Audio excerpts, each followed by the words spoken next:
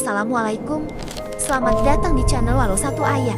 Kali ini kita akan membahas black hole dalam perspektif Islam dan logika nurani. Bayangkan ada lubang raksasa, tak terlihat, tak bisa disentuh, tapi dipercaya mampu menelan planet. Bahkan waktu itu sendiri, mereka menyebutnya black hole.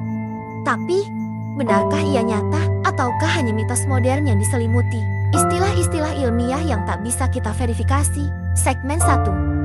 Apa itu black hole menurut mereka? Dalam sains modern, black hole digambarkan sebagai pusaran gravitasi ekstrem, hasil dari kematian sebuah bintang, hingga semua massa runtuh ke titik yang disebut singularitas, titik yang katanya tak memiliki volume, tapi punya massa tak terhingga. Logikanya, tak bisa kita pahami sepenuhnya, tapi mereka bilang, percaya saja, ini hasil perhitungan, bahkan cahaya pun, katanya, tak bisa lolos darinya. Tapi, jika tidak bisa dilihat, tidak bisa dirasakan, tidak bisa diuji secara langsung, lalu bagaimana kita tahu itu benar? Segmen 2. Ilmu yang berdiri di atas imajinasi. Kita hidup di zaman yang mengagungkan hal yang tak kasat mata. Selama itu dibungkus dengan istilah keren, gravitasi ekstrim, ruang waktu terdistorsi, lubang hitam supermasif. Tapi semua itu tidak bisa dilihat oleh manusia.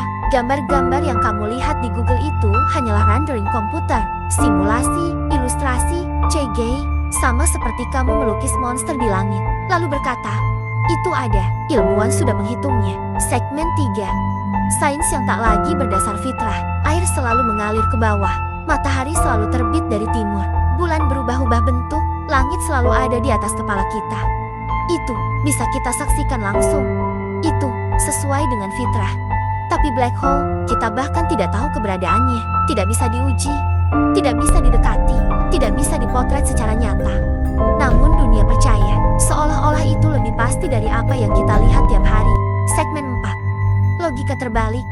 Kita hidup di bumi, tapi mereka ingin kita takut pada sesuatu jauh di luar sana, yang tidak bisa diverifikasi, tapi terus dijual sebagai ancaman dan misteri. Apakah ini sains, atau bentuk kepercayaan baru yang membungkus keimanan dalam rumus? Kita disuruh percaya pada lubang tak terlihat, tapi menolak mempercayai langit yang terhampar jelas di atas kepala. Bukankah ini logika yang terbalik? Penutup, sains bukanlah musuh iman, tapi ketika sains menjadi agama baru, yang membisikkan rasa takut pada hal yang tak bisa diuji, maka kita perlu kembali pada fitrah akal dan ayat-ayat langit.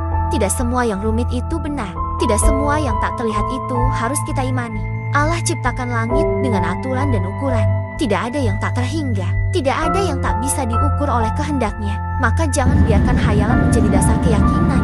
Dan kalau video ini membuka sedikit saja pintu pikir dan hati, klik like, tinggalkan komentar, dan bantu sebar agar lebih banyak yang ikut merenung.